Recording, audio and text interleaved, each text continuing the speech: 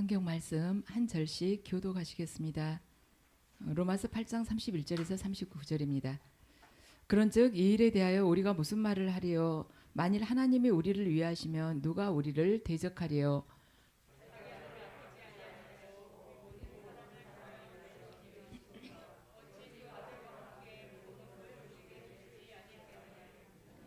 누가 능히 하나님께서 택하신 자들을 고발하리요? 의롭다 하신 이는 하나님이시니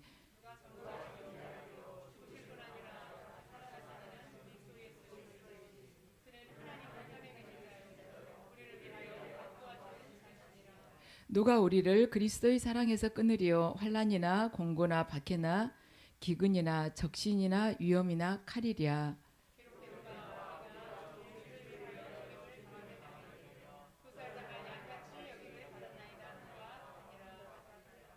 그러나 이 모든 일에 우리를 사랑하시는 이로 말미암아 우리가 넉넉히 이기느니라.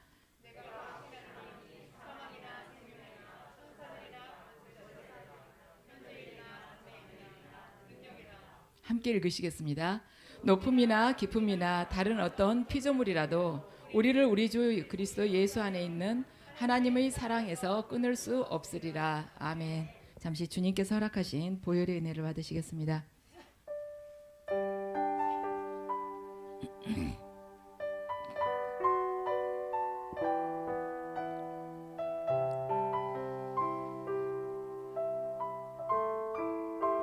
우리를 위해서 십자가상에서 피 흘리시면서 죽으신 아버지, 이 예배를 통해서 주님의 그 온전한 사랑을 더 깊이 저희들이 느끼고 아버지께 감사드리기를 원합니다. 예배를 주님의 보혈로 덮어주시옵소서. 저희 항상 연약하고 부서지기 쉬운 이 심령들 아버지의 보혈로 씻어주셔서 강건케 변화시켜 주셨고, 예배드리는 이들이 아버지의 가정을 주님께서 지켜주시옵소서.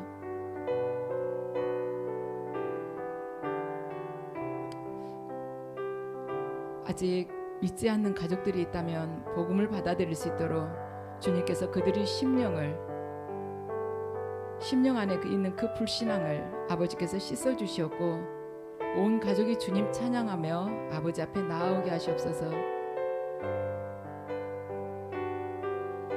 또한 이 말씀을 전하는 자의 또한 입술 또한 아버지께서 주님의 보혈로 씻어주시고 지켜주시옵소서.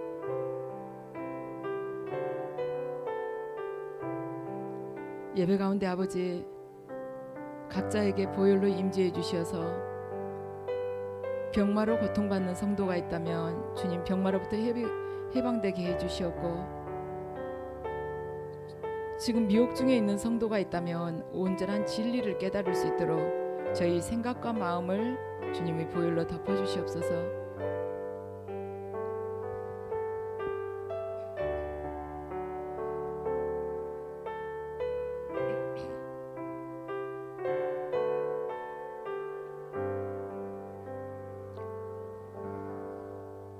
아멘. 어제는 충주를 다녀왔습니다. 근데 지난번에 갔을 때보다 그 연못 위에 이렇게 수초 있죠. 수초가 훨씬 더 많아졌어요. 그렇게 빨리 번진대요. 그래가지고 연못 위를 거의 다 이게 덮은 겁니다. 그래서 어제 날씨가 워낙 뜨거워서 개구리가 밖에를 별로 안 나. 뜨거우면 개구리가 이렇게 별로 안 나온대요. 너무 더워서. 지난번에도 갔을 때 낮에는 별로 안 나오고 저녁 때니까 개구리가 나와가지고 모르겠어요. 어디를 가는지 이렇게 마당 건너가지고 지나가는 거 봤는데 어제는 별로 보지를 못했습니다. 근데 제가 그걸 가만 마당에 수초를 보면서 자연은, 인간을 제외한 자연은 하나님께서 지으신 그 법칙에 따라서 이렇게 질서정연하게 대자연의 질서를 지켜가면서 이렇게 하나님께서 자라게 하신 그대로 성장을 하는데, 인간이란 이 영적 전쟁을 계속 해가면서 성장을 하고 아니면은 실족하고 이러기 때문에 이렇게 비례적으로 이렇게 자라기가 어려운 것이구나. 믿음 또한 그러겠구나. 그런 생각이 들었습니다. 우리는 하나님께서 우리를 위해서 죽으셨지만, 사실 죽으셨다는 이야기는 많이 들었지만 거기에 대한 깊은 뜻은 그렇게 생각을 안 해봐요. 그러니까 만약에 우리가 그것에 대해서 정말 진지하게 생각을 한다면, 하나님 왜 저를 위해서 죽으셨다면서 우리 집 문제 빨리 해결 안 해주세요. 집 좀 넓은 데로 좀 옮기게 해주세요. 전세금 이렇게 올랐는데 저도 집 좀 마련하게 해주세요. 우리 차가 지금 10년이 넘었는데 좀 바꿀 수 있게 좀 해주세요. 이러한 것을 기도를 하지 않게 될 것이에요. 그런데 우리는 그 현실적인 데 대해서 자유롭지 못합니다. 그러니까 내가 정말 원하는 것은 주님, 저 오늘부터 작정 기도하겠습니다. 자기 나름대로 해요. 하지만 또 안 되면 저 40일 기도하겠습니다. 그냥 거의 다 으름장을 놓듯이 저 일주일에 몇 번 거기다가 금식하겠습니다. 안 되면 저 100일 기도할 테니까 저 꼭 잘 지켜봐 달라고 응답해 주세요. 이렇게 하나님하고 줄다리기를 합니다. 그런데 하나님께서는 정말 깊은 것은 그것이 아니다. 네 현실이 그것은 하나의 영혼 안에서는 경점과 같은 것이다. 네가 내 사랑을 깨달을 때 어떤 적신이나 위험이나 칼이나 어떠한 그 고난, 너희 삶 속에서 어떤 환난도 넉넉하게 이길 수 있다고 말씀을 하십니다. 오늘 31절 말씀을 보면요, 함께 읽으시겠습니다. 그런즉 이 일에 대하여 우리가 무슨 말을 하리요? 만일 하나님이 우리를 위하시면 누가 우리를 대적하리요? 아멘. 하나님이 우리를 위하신다고, 이 위하신다는 말은 이 원문을요 그대로 이렇게 풀이를 하면 무슨 말이냐면 지키신다, 편이 되신다 이런 말이에요. 그래서 하나님께서 우리 편이 되신다면 누가 우리를 함부로 대적을 하겠느냐는 것입니다. 근데 우리가 하나님의 말씀에 순종하고 살면은요 하나님이 우리 편이 되세요. 그렇기 때문에 어느 누구도 우리를 대적하지 못한다는 것이죠. 그래서 능력이라는 것은 어떻게 막 소리 질러 가지고 막 하나님 뭐 주세요 가지고 받는 이것이 능력이 아니라 말씀에 순종할 때 하나님께서 우리 안에서 그 말씀으로 우리 안에 계시면서 말씀을 통해서 능력이 흘러나가기 때문에 그 말씀에 순종할 때 하나님의 능력이 흘러나가기 때문에 다른 누가 우리를 대적하지 못한다는 것입니다. 그래서 순종을 통해서 하나님의 말씀에 대한 순종을 통해서 능력이 말하자면 흘러나가게 되는 거예요. 오늘 32절 말씀을 함께 읽으시겠습니다.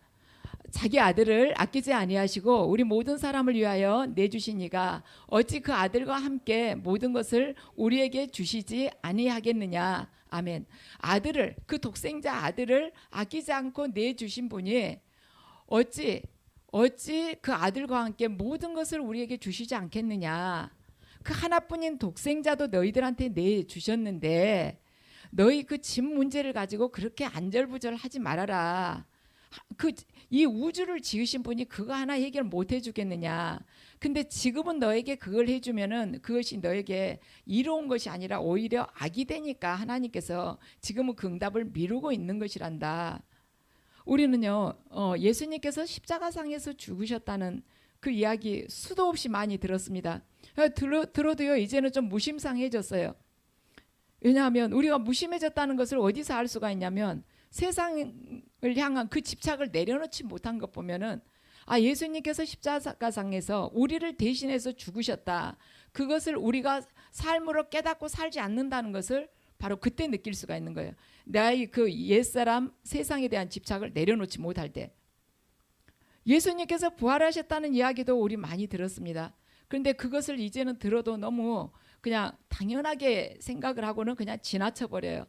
그래서 우리가 믿음 생활이 쉽게 안 변한다는 것이죠. 진짜 그 예수님께서 부활하셨다는 것을 우리가 그 말씀을 붙들고 깊이 묵상하면서 삶으로 살아가게 된다면 우리는 반드시 천국과 지옥이 있다는 것을 우리가 하루하루 이렇게 깨달아가면서 삶이 바뀌게 되는 것입니다. 오늘 내가 해질녘까지 내가 다 살지 못하고 오늘 오후에 죽는다. 그리고 죽고 나면 천국과 지옥이 있는 줄 알아요. 그러면 오늘 지금의 이 마음 상태를 그대로 가지고 오늘 오후까지 살아가겠는가? 아니라는 것이죠. 우리는 너무 이렇게 많이 들은 그 진리들, 그 커다란 그 하나님의 말씀을 그걸 쉽게 지나친다는 것입니다. 또 우리가 아무 생각 없이 듣고 지나쳐버린 말이 또 한 가지가 있습니다. 그것은 하나님은 당신을 사랑하십니다. 그래요. 근데 우리는 그 이야기를 들으면은 뭐 하나님이 나만 사랑하시겠어? 하나님은 사랑하시니까 딴 사람도 사랑하시지. 나 한 사람만 사랑하시면 이렇게까지 해결 안 해주실 수가 있어? 이 생각이 조금 들어. 그렇게 사랑하시면 좀 해주시지. 왜 깨진 데 다시 회복시키고 찢어진 데 싸매주시려면서 왜 그렇게까지 이렇게 놔두죠? 어차피 싸매주고 세워주시려면 처음부터 그냥 가만 놔두고 좀 평탄한 길로 좀 인도해 주시지. 이런 생각이 들 수가 있어요. 그래갖고 하나님은 당신을 사랑하십니다. 그 이야기를 딱 들으면 전도할 때 많이 쓰는 말이지 이렇게 생각이 들 수가 있는데 오늘 본문은 그것이 아니라는 것입니다. 우리는요 살아가면서 주변에서 이 사랑을 쉽게 찾아볼 수가 있어요. 부모가 자녀를 사랑하는 것 사랑입니다. 또는 이성간에도 양가 부모가 반대를 해도 어떻게든 결혼을 하고 싶어하는 그것 또한 사랑인 것입니다. 그런데 우리는요 사랑 자체가 중요한 것이 아니라 부모가 자식 사랑하는 것도 사랑이고 이성간에 이렇게 교제하는 것도 사랑이지만 그 사랑 자체가 중요한 것이 아니라 누가 나를 지금 사랑하고 있느냐는 것입니다. 만약에 죄가 나를 사랑해 가지고 절대로 안 떨어지려고 그러고 그 악한 행위를 계속해서 반복하게끔 하면 얼마나 그것이 불행입니까? 내가 아무리 담배를 끊고 싶어도 말하자면 담배를 통해 가지고 나에게 말이렇게 계속해서 그걸 끊지 못하게 하는 그 죄가 술을 끊고 싶어도 계속해서 술을 마시게끔 유혹하는 그 죄가 나로부터 떨어지지 않는다면 얼마나 그게 힘들겠습니까? 또 마귀가 나를 사랑해하고 절대로 안 떨어지고 나에게 헛된 거 보여주고 헛된 거 음성 들려주면서 하다가 끌고 가다가 자칫하면은 무당이 될 수도 있지 않겠습니까? 그래서 사랑하는 것이 문제가 아니라 지금 누가 나를 사랑하냐는 것입니다. 마귀가 나를 사랑할 수도 있고 죄가 나를 사랑할 수도 있다는 것이에요. 그래서 또 내가 자식을 또 사랑할 수도 있고 내가 부모를 사랑할 수도 있습니다. 근데 인간이 자기 안에서 흘러나온 이 사랑은 거의 다 한계가 있고 뻔하다는 것입니다. 인간은요 자기 중심적 사랑을 대부분이에요. 그리고 자신의 방법으로 사랑을 하고 상대방도 자신의 방법으로 자기한테 사랑을 해주기를 원합니다. 인간이 얼마나 한계가 말하자면 유한한가. 혈연지간이지만 자식이 부모의 생에 있어서 거추장스러운 존재라면은 자식을 슬그머니 버려버립니다. 또 자식의 입장에서는요 부모가 내가 원하는데 재산을 빨리 안 준다 할지 아니면 재산을 많이 안 줬다 할지 돈 달라 할 때 빨리 안 준다 할지 이러면 부모를 죽이기도 하는 것입니다. 인간의 사랑이란 그 정도 한계성을 띈 것이에요. 그런데 제가 어디 그 충주가에서 본 것도 어쩌면 저렇게 하나님께서 정해놓으신 그 창조 질서에 딱 맞게 저렇게 자랐을까. 그 언덕에 노란색 꽃이 가득 피었어요. 저번에는 그렇게 안 피었거든요. 키가 더 작았어요. 완전히 거기가 노랗게 물이 들었습니다. 그랬을 때 대자연은 저렇게 하나님 앞에 하나님의 그 질서에 순종을 하는데 인간만이 그 안에 참 부끄러운 부분들이 있구나. 대자연하고 이 피조물인 인간하고 가만 비교를 해보면 모든 피조물 중에서 인간은 벌레만 또 못한 그러한 말하자면 성향들이 많이 있어요. 그런데 그러한 인간에게 하나님께서는 독생자이신 예수 그리스도를 주셨다는 것입니다. 다른 피조물에게는 그걸 주시지 않았어요. 그런데 예수 그리스도를 이 땅에 하나님께서 보내주셨는데 그 예수 그리스도께서 이 땅에 오셔서 존귀와 영광을 받으러 오셨냐? 그것이 아니고 또 우리들이 원하는 것처럼 그분이 이 땅에 오셔가지고 출세하려고 오신 것도 아니라는 것입니다. 예수님께서는 말씀을 하세요. 마태복음 20장 28절을 통해서 말씀을 하십니다. 인자가 온 것은 섬김을 받으려 함이 아니라 도리어 섬기려 하고 자기 목숨을 많은 사람의 대속물로 주려 함이라. 다시 한번 같이 읽으시겠습니다. 인자가 온 것은 섬김을 받으려 함이 아니라 도리어 섬기려 하고 자기 목숨을 많은 사람의 대속물로 주려 함이니라. 아멘. 섬기려고 온 것이라는 것. 섬김을 받으려고 온 것이 아니라 섬기러 오셨고 많은 사람을 대속물로 자기 목숨을 주려고 오셨다는 것입니다. 그래서 하나님께서 예수 그리스도를 이 땅에 보내실 때 0.0001%라도 예수 그리스도가 이 땅에서 살아가지고 돌아오라고 보내신 것이 아닙니다. 죽으라고 보내신 것이에요. 우리는 어떠한 것에 대해서 투자를 할 때요, 최소한 본전을 100원을 투자하고 100원 그대로 찾으려고 투자한 사람 아무도 없습니다. 101원이라도 1원짜리 하나라도 붙여가지고 하려고 그러지, 하나님처럼 100원을 투자해가지고 제로가 되려고 투자한 경우는 없다는 것이에요. 아들을 보내가지고 죽으라고 보낸 사람은 없다는 것입니다. 모든 인간 중에는. 그냥 하나님께서 그 아들을 죽으라고 보내신 이유는 우리들을 살리기 위해서, 우리들이 그 죄에 대해서 대속하는 대속물로 우리에게 보내셨다는 것입니다. 그걸 가만 생각을 해보면 우리가 하나님의 사랑에 대해서 간혹 의심을 하잖아요. 거기에 대해서 의심이 풀리게 돼요. 왜냐? 가장 귀한 독생자를 내주시는 하나님께서 나를 버리실 리가 있을까? 내가 고통 중에 있을 때 어떻습니까? 꼭 나 혼자인 것 같죠. 옛날에 내가 힘들었을 때 간혹 만나주셨던 그 하나님도 내가 지독한 고통 중에 있을 때는 깜깜하면서 아무 음성도 들리지 않고 꿈으로도 아무 뜻도 없고 나 혼자만 그냥 사막 한벌판에 그냥 휙 던져진 것 같은 그런 느낌이 들 수가 있는데, 그 만유를 지으신 그 창조주 그분께서는 내 생각에는 벌판에 혼자 던져진 것 같아도 자기 독생자까지 내주시면서 구속하기 원하셨던 나를 버려두시진 않는다는 것입니다. 수많은 피조물 중에서 내가 그 중에 하나다 할지라도 나 하나를 위해서도 하나님께서는 당신의 독생자를 보내주신 분이라는 것이에요. 그래서 하나님의 사랑을 우리가 믿음 생활하면서 의심을 해서는 안 된다는 것이죠. 그렇다면 왜 하나님께서 그렇게 나를 사랑하신다면 왜 내가 믿음 생활하면서 고난과 환난과 이 시련으로부터 벗어나지 못하는가? 우리는요, 그 어떠한 집안의 아픔이 있다거나 내가 사회생활하면서 힘든 문제들이 있다면 왜 나는 믿음 생활하는데도 이렇게 힘들까 하는 생각을 합니다. 하나님이 정말 나를 사랑하신다면서 왜 나를 이런 환경에 이대로 놔두시지? 그렇게 생각하는데 그것은 한 단편만 생각을 하고 있는 것이에요. 왜냐하면 우리는요, 하나님의 사랑이나 축복을 너무나도 물질적인 것에만 이렇게 해당을 시킵니다. 그래가지고 우리 집이 뭐 더 평수가 늘어난다 할지, 뭐 자동차를 바꿨다 할지, 아니면 내 자녀가 원하는 대학을 갔다 할지, 아니면 내 뭐 배우자가 뭐 승진을 해가지고 훨씬 더 좋아졌다 할지, 사업이 형통하게 이렇게 더 바뀌었다 할지, 이러면은 하나님께서 나를 기억하시고 사랑하시구나 이렇게 깨닫지만, 우리가 고통 중에 놓여 있으면 하나님이 나를 사랑하시지 않기 때문에 내가 이렇게 고통스러워도 그냥 내버려 두시지 이렇게 생각한다는 것입니다. 그래서 우리는 하나님의 사랑과 축복을요, 물질에다가 한정 지어놓고 그걸 기준으로 해서 사랑하시는가 아니면 나에게 축복하시는가 이걸 결정을 짓는다는 것입니다. 그렇지만 하나님께서는 우리의 필요를 다 하시고 절대 내버려 두시는 분은 아니시라는 것입니다. 이사야 49장 15절 말씀을 함께 읽으시겠습니다.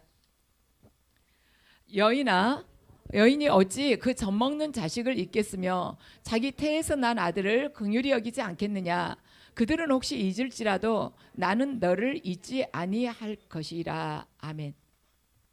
자, 최근에 우리나라에서 에이즈 그 퇴치하는 데 있어서 제일 선구자적인 그 교수님 이야기를 조금 들을 기회가 있었어요. 근데 그분은 학교 다닐 때 거의 꼴등을 하셨대요. 그래가지고 이제 미국으로 유학을 가라고 그래서 갔는데 이걸 대학 지원을 해야 되잖아요.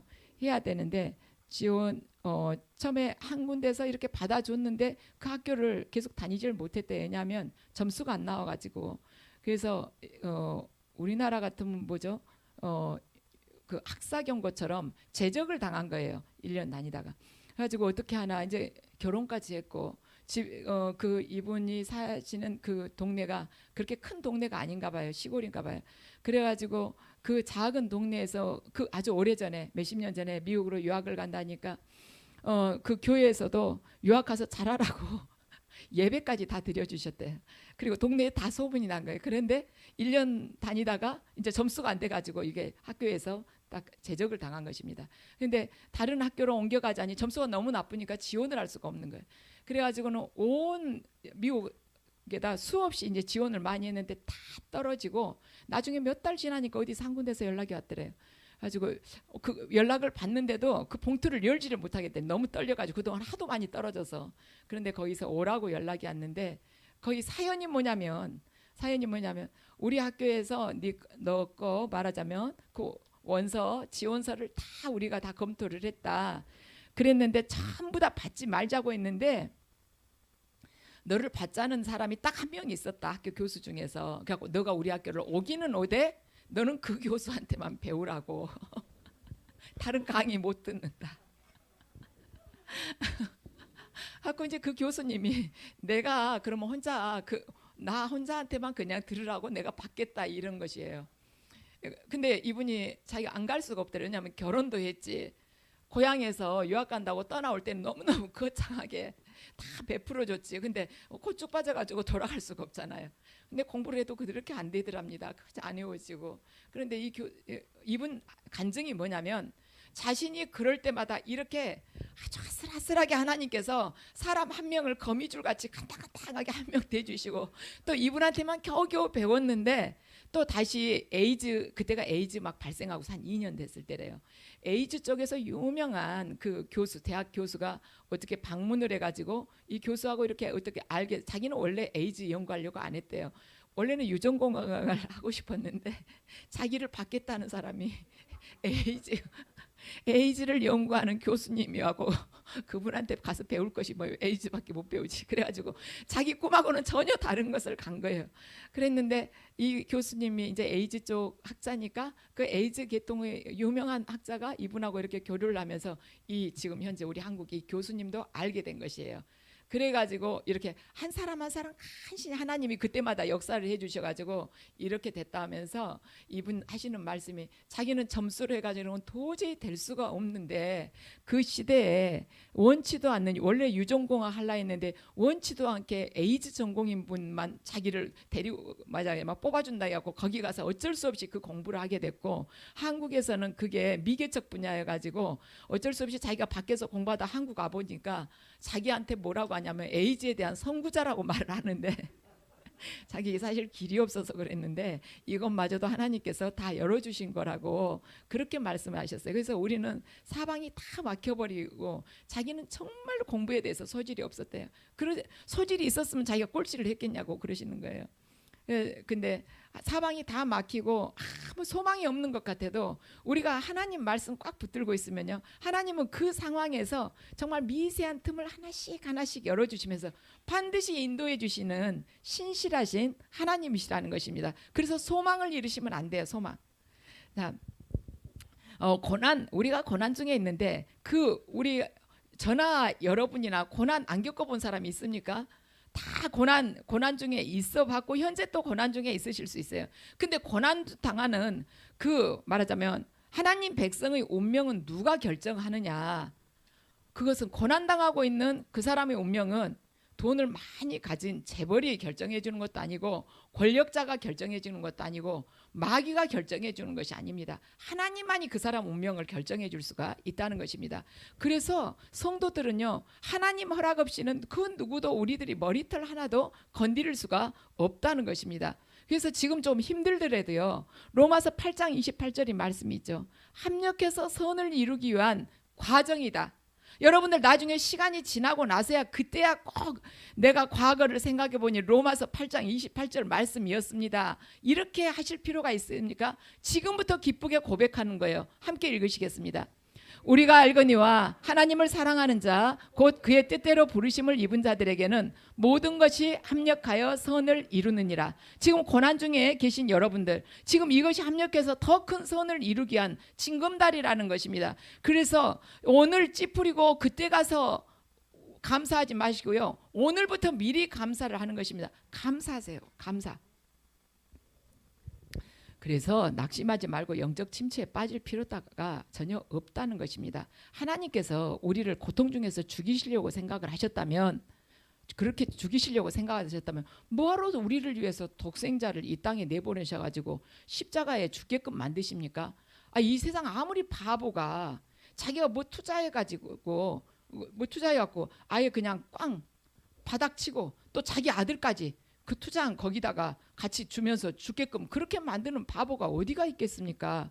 우리를 하나님께서 사망과 저주 가운데 던지시려면 뭐하러 예수님을 우리에게 주셨겠습니까? 그래서 이걸 잘 생각을 해보는 거예요. 하나님께서 우리를 망하게 하기 위해서 당신이 독생자를 십자가상에서 죽게 하셨겠는가? 하나님께서 우리를 그냥 던져버리려고 당신 독생자를 우리에게 보내셨겠는가 하고 생각하면 지금 내가 하나님을 의심하고 있는 것이 부끄럽게 되고 뒤로 물러서게 되는 것입니다. 그래서 우리가 어떤 고난만 닥쳤다면 시험 들어가지고 하나님의 사랑에 대해서 의심하지 말고 불평하고 원망하지 말고 날마다 주님의 말씀 붙들고 승리하는 저와 여러분이 되시기를 축원합니다.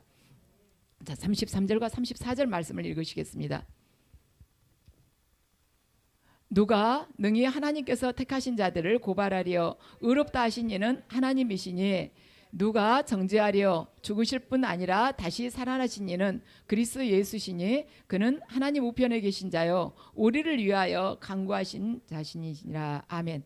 하나님께서 우리를 붙잡고 계시기 때문에 붙잡고 계시니까 마귀도 우리를 건드리지 못하고 사망도 우리를 해하지 못한다는 것입니다. 왜냐? 하나님께서 우리를 당신이 독생자를 내주실 만큼 사랑하셨기 때문에 그렇게 못한다는 것입니다. 그래서 더구나 지금 부활하신 주님께서 하나님 아버지 우편에 계셔가지고 우리를 계속 중보하고 계시는데 어찌 우리를 해할 수가 있겠습니까? 그래서 내가 지금 생각하기에는 지금 나의 처지가 꼭 마귀 입속에 들어가 있는 것처럼 엉겅기 속에 내가 가득 그 수렁 안에 빠져 있는 것 같지만 그 안에서도 계속 기도하는 거예요. 요나가 물고기 뱃속에 들어가서 기도할 때도 하나님께서 그 물고기를 붙들어서 토해내서 요나를 살리셨듯이 지금 그냥 기도하고 말씀 붙들고 나가는 것입니다. 그러면 그 신실하신 하나님이 반드시 우리를 초장으로 옮겨주신다는 것입니다. 다시 35절과 35절에서 37절 말씀을 읽으시겠습니다. 누가 우리를 그리스도의 사랑에서 끊으리요 환난이나 공고나 박해나 기근이나 적신이나 위험이나 칼이랴. 기록된 바 우리가 종일 주를 위하여 죽임을 당하게 되며 도살당할 양같이 여김을 받았나이다 함과 같으니라. 그러나 이 모든 일에 우리를 사랑하시는 이로 말미암아 우리가 넉넉히 이기느니라. 아멘. 사무엘상 22장 3절에서 5절 말씀을 보면요. 다윗이 사울 왕에게 쫓길 때요. 자신의 부모를 좀 안전하게 하려고 모압 왕에게 자신의 부모를 맡깁니다. 그러면서 다윗 자신도 그 모압에 잠시 피난을 가요. 그런데 모압 왕 거기 이제 성경의 표현은 모압 왕의 안전한 요새에 다윗이 피해 있었다고 그렇게 성경은 표현을 하고 있습니다. 그러니까 안전했다는 것이에요. 요새인데도 아주 안전한 요새라는 것입니다. 근데 거기에 갓 선지자가 찾아옵니다. 그래가지고 뭐라 하냐면 여기 있지 말고 유다 땅으로 돌아가라고 갓 선지자가 다윗에게 말을 합니다. 그러니까 다윗이 갓 선지자의 말을 듣고 아무 말을 안 해요.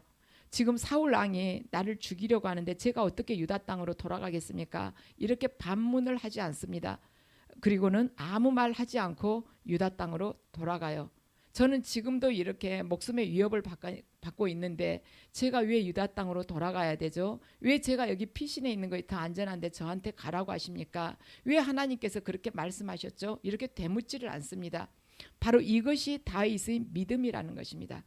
하나님은 우리를 다뤄보실 때가 있어요. 우리 같으면 안전한 모압 땅에 지금 가서 피신해 있는데 유다 땅에 들어가면 자칫하면 죽게 생겼어요. 그런데 너 유다로 돌아가라 했을 경우에 두 말 하지 않고 돌아가겠습니까? 그 말하자면 적이나 다르면 수없는 화살이 날아오는데 그리 가겠습니까? 그런데 다윗은 한마디도 말을 덧붙이지 않고 돌아갔다는 것입니다. 믿음이란 하나님이 떠나라고 하시면 묻지도 않고 따지지도 않고 가는 것이 바로 믿음인 것입니다.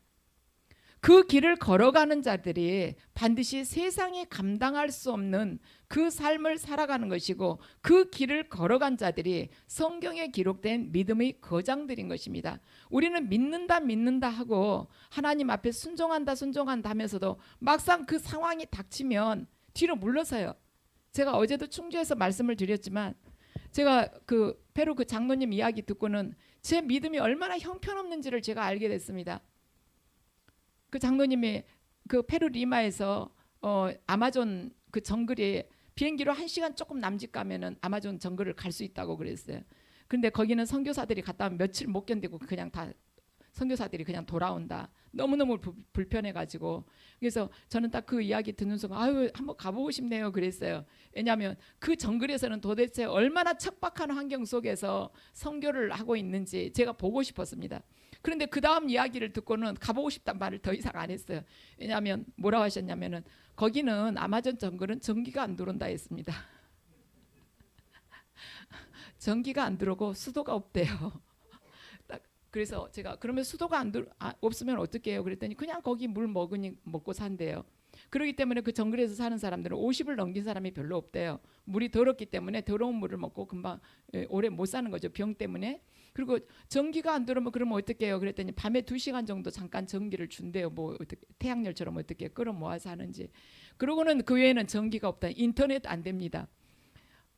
그래서 그러면 냉장고는 어떻게 해요? 하고 물어봤어요. 전기가 없다.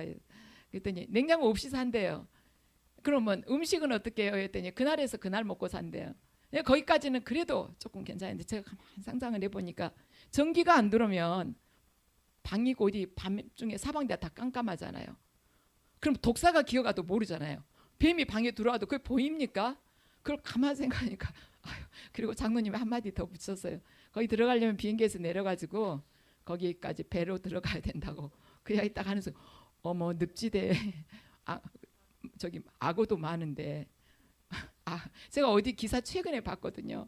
악어가 이거 배가 사람들이 배 타고 지나가면은 그걸 뒤집어 엎어가지고 잡아먹은대요. 그게 떠오르면서 속으로 나 못 가겠다. 그래서 제가 그 다음번에 한번 가볼까 이야기를 안 했어요. 한 번 더 해가지고 가자고 그러면 제가 가야 될 것 같아서. 그래서 제가 그걸 상기를 하면서 저는 순교하려면 아직도 멀었다. 악어한테 잡아먹히는 게 무섭고 독사가 기어가는 게 무서워가지고 이렇게 뒤로 움찔하고 물러서는데 무슨 순교야. 말로만 순교해야지 하고 생각을 하지 그 당시에 닥치면 내가 뒤로 물러설 사람이구나. 그걸 그날 제가 다시 한번 제 자신에 대해서 확인을 했습니다. 그런데 주님께서는 그래요. 우리가 한순간에 그 단계까지 올라가진 못할지라도 너희들이 순종이 계속 쌓이면 네 목숨을 주님 앞에 번제물로 제단에 바칠 수가 있는 자가 되는 것이라고. 믿음이란 하루아침에 이렇게 뭐 낙하산 인사질 툭 뛰어서 올라갈 수가 있는 것이 아니고 그 바닷가 그 삼각주에 모래가 쌓이고 하면서 점점 이렇게 쌓여가면서 퇴적돼 가지고 이렇게 나중에는 암석으로 변하는 것처럼 그렇게 쌓여가지고 나중에 믿음이 장성한 믿음이 되는 것이다. 그래서 하나님께서 주신 말씀은 작은 것이어도 떠나라 가면 떠나고 멈추라 가면 멈추는 그러한 믿음을 갖게 된다면 우리가 훗날에는 세상이 감당하지 못하는 그 믿음으로 우리가 성장을 하게 된다는 것입니다. 히브리서 11장 36절에서 38절을 함께 읽으시겠습니다. 또 어떤 이들은 조롱과 채찍질뿐 아니라 결박과 옥에 갇히는 시련도 받았으며 돌로 치는 것과 톱으로 켜는 것과 시험과 칼로 죽임을 당하고 양과 염소의 가죽을 입고 유리하여 궁핍과 환난과 학대를 받았으니 이런 사람은 세상이 감당하지 못하느니라. 그들이 광야와 산과 동굴과 토굴에 유리하였느니라. 아멘. 우리는 하나님께서 떠나라 하면 떠나야 하고 멈추라 하면 멈춰야 되는 것이죠. 그래서 떠난다. 떠날 때 우리가 어디론가 떠나겠죠. 그럴 때요. 우리가 지금 다윗에게 갓 선지자가 와가지고 유대 땅으로 돌아가라고 그랬잖아요. 이 어디로 가느냐가 중요하다는 것이 아닌가라는 것입니다. 어디로 가느냐가 지금 다윗은 유대 땅으로 돌아가니까 유대로 돌아가요. 다윗에게 있어서나 저나 여러분에게 있어서나 어디로 가느냐는 중요한 문제가 아니라 지금 누구와 함께 가느냐가 중요하다는 것입니다. 우리 제가 지금 설교하면서요. 누군가와 이렇게 사랑하는 것, 누가 나를 사랑하는 것, 나도 누구를 사랑하는 것, 사랑하는 것이 지금 문제가 아니고 누가 나를 사랑하는가가 중요한 것이고 지금 어디를 가는 게 떠나는 것이 문제가 아니고 장소가 문제가 아니라 누구와 함께 가느냐가 문제라는 것입니다. 사랑을 해도 하나님께서 나를 사랑하셔야 되고 내가 떠나도 하나님과 함께 떠나야 된다는 것이에요. 그것이 바로 믿음이라는 것입니다. 다윗은 안전한 그 모압 땅을 떠나가지고 유대 땅으로 들어가라는 그 말을 듣고 그대로 하나님 앞에 순종합니다. 그래서 믿음이란 두말 않고 하나님의 말씀에 순종하는 것이에요. 어떻게? 그분을 신뢰하기 때문에. 왜냐? 내가 가는 그곳은 그분께서 함께 하시기 때문에 부족함이 없으리라는 그 믿음을 가지고 떠나는 것입니다. 시편 23편 1절 말씀을 함께 읽으시겠습니다. 여호와는 나의 목자시니 내가 부족함이 없으리로다. 아멘. 그래서 이러한 믿음을 가진 자는 사망이나 생명이나 천사들이나 권세자는 현재일이나 장래일이나 높음이나 깊음이나 어떠한 피조물이라도 우리를 주 예수 그리스도 안에 있는 하나님의 사랑에서 절대 끊을 수가 없다는 것이에요. 이 믿음을 가진 자는 그 무엇도 하나님의 사랑에서 끊을 수가 없다는 것입니다. 이 말을 하나님의 사랑에서 끊을 수 없다는 말은 뭐냐면 하나님의 사랑과 끊을 수도 없고 끊을래야 끊어지지도 않는 사랑에 꽉 묶여져 있는 존재라는 거. 이거 원문을 그대로 해석을 하면 하나님의 사랑에서, 우리 이 말씀 제일 아래 말씀이요, 하나님의 사랑에서 사랑과 우리를 끊을 수도 없고 끊으려고 해도 끊어지지 않는 그 사랑에 묶여있는 존재라는 것입니다. 지금 이 말씀에서 그러죠. 넉넉히 이긴다고 그러죠. 넉넉히 이긴다는 것은 뭐냐면 모든 일에 우리를 사랑하시는 이로 말미암아 우리가 넉넉히 이기느니라. 이 말은 뭐냐면 아슬아슬하게 이긴다는 것이 아니라 얼마나 넉넉하게 이기냐면 정복자같이 이겨버린다는 것이에요. 정복을 하는 것만큼 그렇게 당당하게 이겨낸다는 것입니다. 그래서 결국에는 고난이나 시련을 정복한다는 것이에요. 하나님의 사랑에 끊을래야 끊을 수도 없고 끊어지지 않는 사랑에 묶여져 있는 존재는 정복자처럼 모든 것을 이겨낸다는 것입니다. 그래서 저와 여러분이 이 본문 말씀을 우리 마음판에 새겨야 된다는 것은 이 믿음이 있어야만이, 이 사랑에 흔들리지 않는 이러한 기초가 있어야만이 내 사랑이나 내 상황이나 형편이나 이 처지에 휘둘리지 않고 신앙의 길을 마지막까지 꿋꿋하게 걸어갈 수 있기 때문입니다. 하나님께서 우리를 이 사랑한다는 이 사랑, 이 믿음, 이것이 있어야만이 신앙이 흔들리지 않고 반드시 승리하는 신앙으로 건너갈 수가 있다는 것입니다. 왜냐하면 그 사랑에 묶여 있기 때문이에요. 요한계시록을 보면 하나님께서 우리에게 요구하고 계시는 것은요, 성공이 아니고 하나님의 사랑을 우리가 믿으면서 기억하면서 영적 전쟁에서 승리하기를 원하시는 것입니다. 세상은요, 사람들을 볼 때요, 세상 속에서 얼마나 성공했는지, 얼마나 돈을 많이 모았는지, 얼마나 지위가 높은지 그걸 가지고 그 사람을 평가를 합니다. 그렇지만 하나님께서는요, 당신이 끊을 수 없는 그 사랑에 힘입어서 얼마나 세상 속에서 승리를 했는지 그걸 보신다는 것입니다. 그리고 하나님께서는 이기는 자에게 반드시 축복을 주시는 하나님이십니다. 요한계시록 2장과 3장을 보면 이기는 자에게 얼마나 엄청난 헤아릴 수 없는 축복을 주시는 하나님께서 말씀하세요. 요한복음 2장 7절 말씀을 함께 읽으시겠습니다. 귀 있는 자는 성령이 교회들에게 하시는 말씀을 들을지어다. 이기는 그에게는 내가 하나님의 낙원에 있는 생명나무 열매를 주어서 먹게 하리라. 그 다음 2장 11절 말씀은 둘째 사망의 해를 받지 아니하리라. 세 번째 2장 26절 말씀 함께 읽으시겠습니다. 이기는 자와 끝까지 내 일을 지키는 자에게 그에게 만국을 다스리는 권세를 주리라는 것입니다. 또 3장 12절 말씀을 함께 읽으시겠습니다. 이기는 자는 내 하나님 성전에 기둥이 되게 하리니 그가 결코 다시 나가지 아니하리라. 내가 하나님의 이름과 하나님의 성 곧 하늘에서 내 하나님께로부터 내려오는 새 예루살렘의 이름과 나의 새 이름을 그 위에 기록하리라. 아멘. 그리고 3장 21절을 보면 하나님 보좌에 함께 앉게 된다고 그랬어요. 보세요. 내가 이기고 아버지 보좌에 함께 앉게 된다는 것입니다. 21장 7절 말씀을 보면은요, 함께 읽으시죠. 이기는 자는 이것을 상속으로 받으리라. 무엇인가? 나는 그의 하나님이 되고 그는 내 아들이 되리라.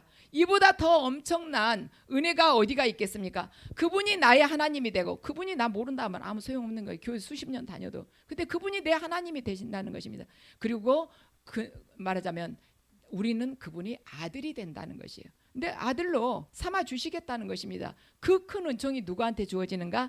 이기는 자, 하나님의 사랑에 힘입어서 이 세상 속에서 그분의 말씀에 순종하면서 걸어가면서 이 세상 속에서 성공하기보다는 승리하기를 구하는 자, 그 자에게 이 은혜를 주신다는 것입니다.